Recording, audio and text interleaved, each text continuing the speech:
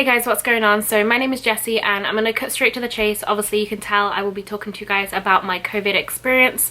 I'm gonna apologize now because I'm still very short of breath, so if I keep like having to stop to take a deep breath, like that's why. I promise I'm kind of okay, but it's, you know, it's a process and I'm still recovering, so bear with me. Okay, so the first thing that I want to mention, because I'm sure people are going to be wondering, yes, I've taken every precaution. I have barely left my house this year besides what's necessary. Like, I go to the grocery store, I take my dog on a walk, I'm always wearing a mask and everything.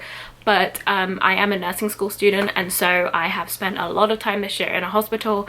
I have been around COVID patients, and of course that is most likely where I've picked it up from myself. But I'm just putting that out there. Like, I don't want people to, you know, come at me and attack me for it. This is actually my second time of having COVID. I had it in the summer. This time is definitely much more symptomatic and painful. I just wanted to make this video because a lot of people that I know personally have thankfully had very mild cases of COVID, but they're now acting like they have immunity to it, and that's really not the case. Like, we've seen a lot of our patients that have had it more than once. Now I've had it more than once. When I first got sick in the summer, I was watching a lot of these videos on YouTube just to kind of have something to compare my experience to. I definitely didn't have as many symptoms last time as I do now, but hearing someone else's experience and like them breaking it down day by day of like what they were feeling and what they did to feel better, and you know, when they started feeling better, it really helped me and kind of like calm my nerves. So day one, I realized I had a very intense headache. I was like really kind of grumpy and irritable, and honestly I just kind of put it down to like the time of the month. Like, I, you know, was starting my period soon, and I was like, you know, normal emotional symptoms of being a female. If you know, you know. But one thing that kind of struck me as odd is that I felt very tired, which I'm always tired. I'm a student, like, it's normal. Like, I'm always up to like 1, 2 a.m. or whatever, but I was feeling like exhausted, as if I had like worked out, which I hadn't. But again, I just kind of put it down to like, you know, the time of the month. Everything from the first day was just heightened, and then on the second day I also noticed that I started having like sniffles. She says sniffling now. I wasn't like super stuffed up or anything. I was just like, you know, like small sniffles. It wasn't like really noticeable. It was just something like kind of annoying, I guess. So those 2 days were not pleasant, but they weren't like severe enough to make me think, oh boy, like maybe I have COVID. Like, I honestly didn't really stop and question it at that point. And then day 3, I was still exhausted and I started napping, which I think that was the first time I really like considered like, oh crap, like I may have got this. Because again, like I said, I'm always tired, but like I'm never the type of person that needs to nap. I just kind of power through it. And I remember I had like a 2 or 3 hour nap on the couch in the middle of the day, and I was like, whoa, like I must have been really tired. Like, that's odd. And this was like middle of the day when I had a nap, and later on I realized I was starting to be like very congested and stuffy. Like, my nose was very blocked. And so day 4 and 5, again, very congested, stuffed up, but also it was like I was very stuffy, but at the same time, excuse me, I can't talk.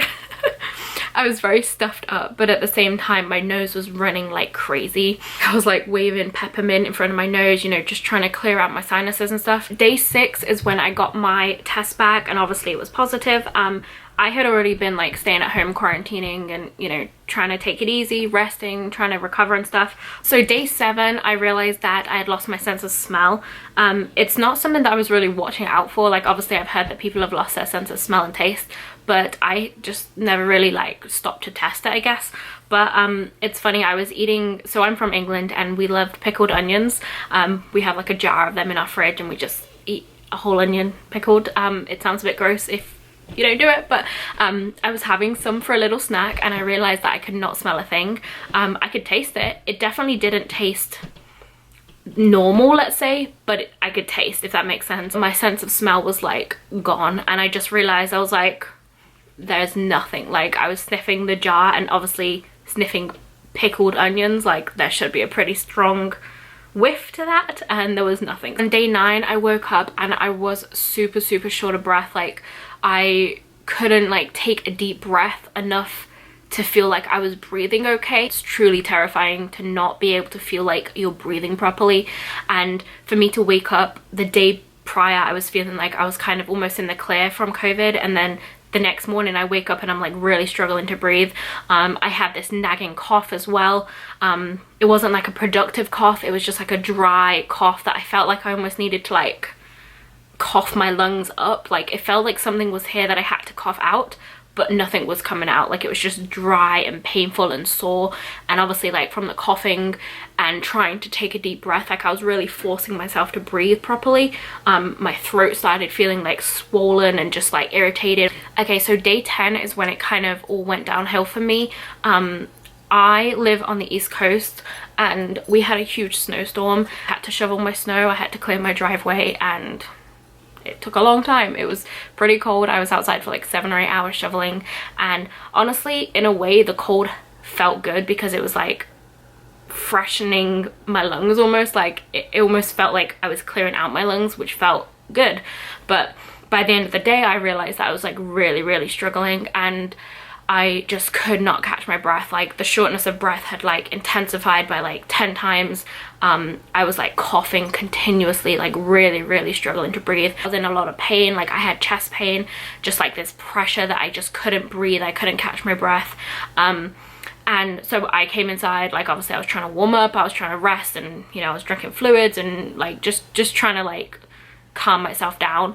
And I checked my levels and my oxygen was like on the low end of like 90, so like 92, 93, which isn't like horrendous, like, you know, I'm about to die, but it's not good. Like we want oxygen levels to be like 95 plus, and I knew for me that was low. So that was like the first thing. I was like, okay, like something's not right here. And also my heart rate was extremely high. Like, so if you are tachycardic, it means your heart rate is abnormally high, and I was in like the 150s, so I could feel my heart like pumping. It's called palpitations when you can feel it like thumping in your chest. And basically I just knew something was wrong. I wasn't sure at this point if it was just a COVID, if it was me shoveling, maybe like an asthma attack or something, like I don't know, but I like was really struggling. So I ended up going down to the urgent care in my town, and almost immediately they were like, we've got to get you to the ER. So within like 20 minutes of me calling the urgent care, telling them that I'm coming down, I was expecting to just get like a nebulizer treatment, some sort of a steroid medication to help me breathe better and like kick my lungs back in to like a normal pattern, let's say. But they were like immediately worried for me because of the symptoms that I was showing, and they wanted me to go to the hospital basically to rule out a possible pulmonary embolism, which is a very serious blood clot in your lungs. And I know how serious it is. It is like got a very high death rate, and it's, you know, it's terrifying basically. So that day took a big turn for the worse. I ended up in the ER. Thankfully I think I'm okay right now.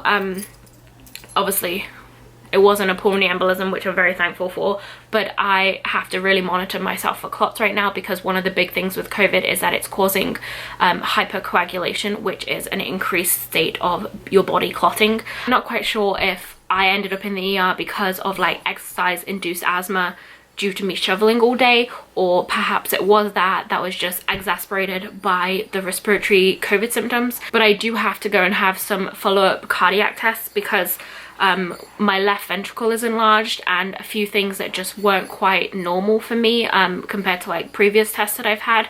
So I have to be very careful now and monitor for any like further complications of COVID, which is scary, but also I'm glad I'm here, and I'm glad I didn't have a pulmonary embolism the other night. But anyway, that was 2 days ago now, and I'm not like better. The medication like really helped me. I had a bunch of steroids and like I was on fluids and stuff because I was so dehydrated. So I definitely feel like worlds apart from how I was in the hospital, but I still have this like nagging like there, like I can't fully take a deep breath. It's almost like someone's sitting on my chest, and I can't like physically expand my lungs to breathe properly. If you have any questions, feel free to comment down below. I will do my best to update you guys. I really hope I'm in the home stretch of recovering, and like I mentioned at the beginning, this is my second time having COVID, so please don't take this lightly. Like, we're getting a vaccine, and hopefully everything can go back to normal soon and we can put this behind us, but it's not going to happen overnight. And whether you haven't had COVID, I'm very glad that you haven't, and I hope it stays that way, or whether you have had it already, like, please don't like stop taking the precautions right now, because it's not the time. Like, this is the time to like up the ante and really make sure we can like kick this in the bud, basically. So hopefully this helps in some way, and I will see you soon. Thanks for listening. Bye.